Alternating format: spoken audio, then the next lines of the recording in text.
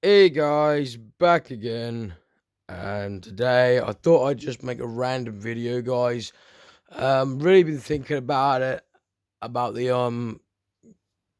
just like where games should really go for the future and why developers to keep messing things up and stuff. So I just thought I'd give my opinion on it, guys. I mean, I don't know why game developers keep thinking that the future is all about online only games and pushing online only games. And it is a complete and utter waste of time half the time while they do it. These games were just used as a backdrop, guys, but there's a bit of a reason why I got them out, really.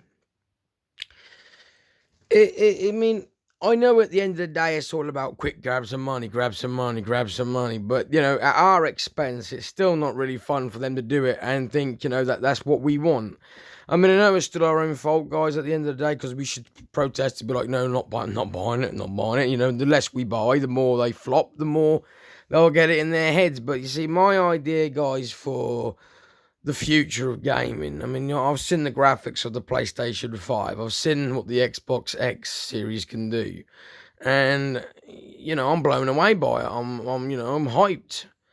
You know, there's a lot of people out there that think there's no need to bring them out yet. And I could agree with that, guys. I really can, because to be fair, the PS4 didn't need to be dropped as early as it was. I mean, PlayStation 3 was fucking thriving, man, and there was so many people playing it. It was amazing. But times do move on. We have to understand that, and I do believe that the PlayStation 4, even though it did really get stuck getting out the gate, and when it did get out the gate, it got out the gate, if you know what I mean. I mean, it might not make sense how I said it, but you probably get the gist of it, that it took a long time to get going, guys. The games were slow coming out. Developers were really slipping and sliding to get games out. They kept saying dates and they weren't delivering on them dates. And we got to think, will that happen with the PS5? We don't know. That's probably why they made it backwards compatible. We think they've done it for the players and for us. Considering that's the first slogan of the PlayStation, for the players. Yeah, for the players with the most amount of money that can pay for all this shit that keeps coming. So, anyway, guys, right, I just want to give a little bit of an insight into what I mean. An example, right? They remastered Resident Evil 3. Is it a really bad game? No, it's not a bad game. It's a really good game, in my opinion. I'm not going to slag it off because, obviously, of the original. However, I've noticed, really, guys, they haven't put remake on the case, so really they could get away with whatever they wanted to do. My only gripe with the game is I wish they'd have put multiple skins in for the Nemesis and multiple voice clips, so that you could at least change the Nemesis after you beat the game. That would have been cool. That's the only gripe I have with it. It's quite a short game. I mean, there's a trophy in there, guys, to beat the game in under 2 hours. So you kind of get an idea how short the game is. But however, if you do want to take your time with it, it is a really good game. There is bits missing, but that's no big gripe to me with the graphic overhaul and improvement. And the time they got that out, it's fine with me. Moving on, guys. No Man's Sky. If they were to make this game today, I know it's a new generation, it's still new, but if they made it today, this would be the sole purposely online-only game. The fact this slipped through the net and is an offline game, it's mind-boggling, guys, mind-boggling. Did the game brilliant? No. And have I played much of it? Not really. I get lost quite easy in the game. I did play it for about, I think I put like 70 hours into it. And I got lost, guys. I just seriously got lost. This is the first ever release of it. I do believe they've released it again and improved it and done all sorts, so I might look at that, but no rush. Then we're moving on, guys. We've got Call of Duty. This is the ginormous major fuck up they ever did. Look at this. Internet.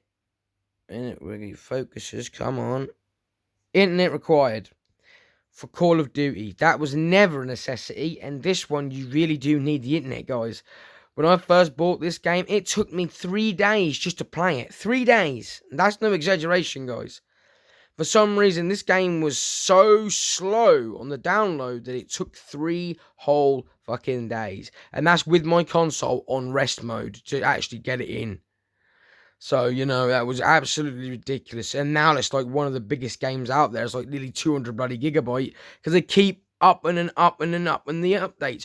Is the game fun? Without a shadow of a doubt, man, it's amazingly fun.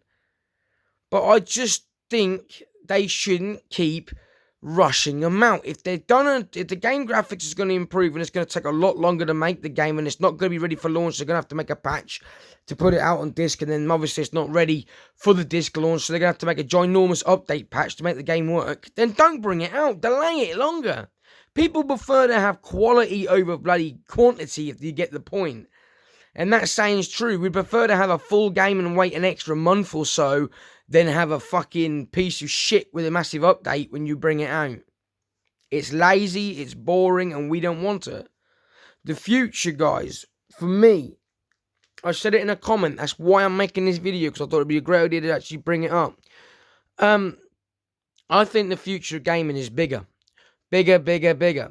For example, guys, look at Grand Theft Auto. Look at the start of Grand Theft Auto. It was a tabletop style game. Then it went to, still tabletop, so we've got to move forward. Then it went to 3D. And yeah, it was, limited to where you could go, kind of. The map went massive. It had big, wide open roads and made the map look really big. But really, when you really look at it, it wasn't. When you go further, you get to Grand Theft Auto, I believe 4 at the time. They really started to put little back alleys in, nooks and crannies in. Really, they did that in San Andreas, but not as much as they did in the 4th one. When you get to GTA 5, look what they did there. Massive map. The plane takes a while to get from one side of the map to the other. And I think GTA 6 will really blow that out of the water. If you look at Red Dead Redemption and how long they take. That's the good thing about Rockstar. People can say what they like. The DLC's free, which is amazing. And on top of that, they always take their time bringing out a game. So what happens? You get a perfect game every single time. Maybe a few iron outs here and there. But other than that, when GTA 5 first came out, the online wasn't even ready for about a week or a month later. It took them that long to get it ready. But when it came out, it was perfect. That's the point, guys.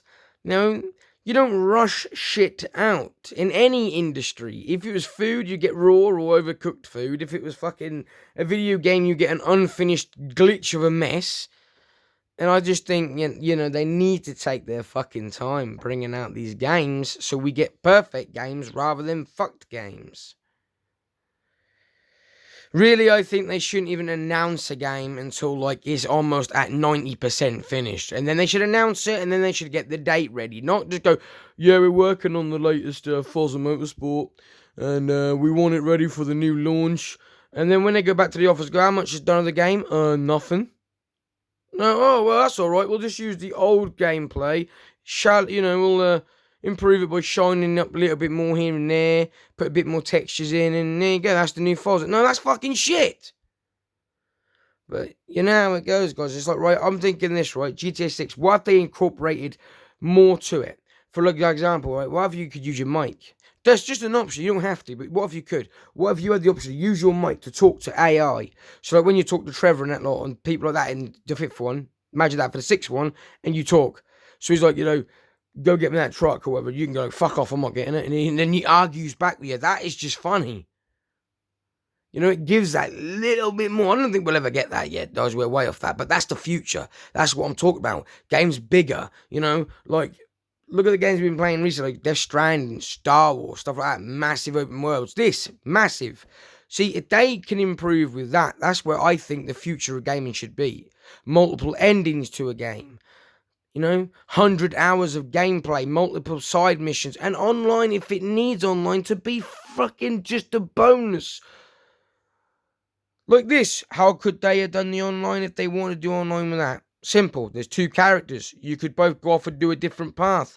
That would have been cool. Optional. Fucking optional, not forced. This should have had a full campaign, which it did, and that should have been offline. Not put into where you had to do an update that took 3 fucking days before you could even play the game. I don't know if anyone knows that yet, guys, but you can't physically play this game at all without the update.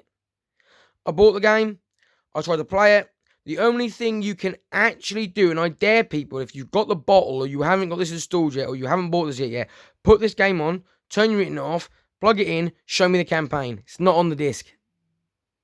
All you get on the disc is 1 bonus round where you're in some fucking backyard paintball ground.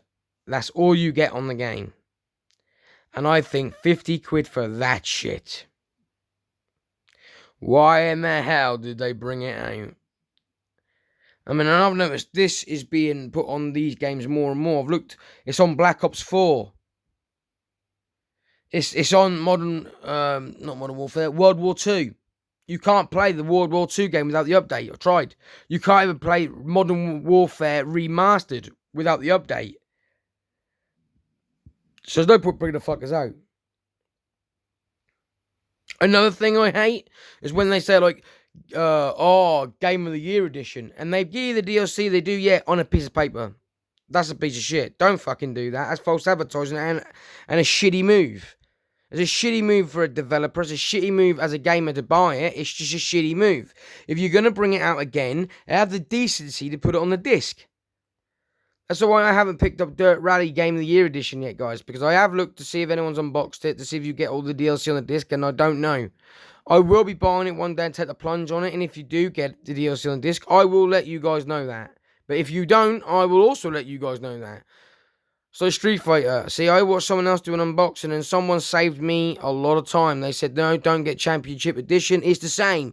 All the DLC is again on a piece of paper. And I think to myself, you've released that game now 3 fucking times, and 3 times you brought out the same fucking game with a piece of paper in it. Bollocks, mate. Absolute bollocks. Do better, especially for you, Capcom. Fucking hell, man.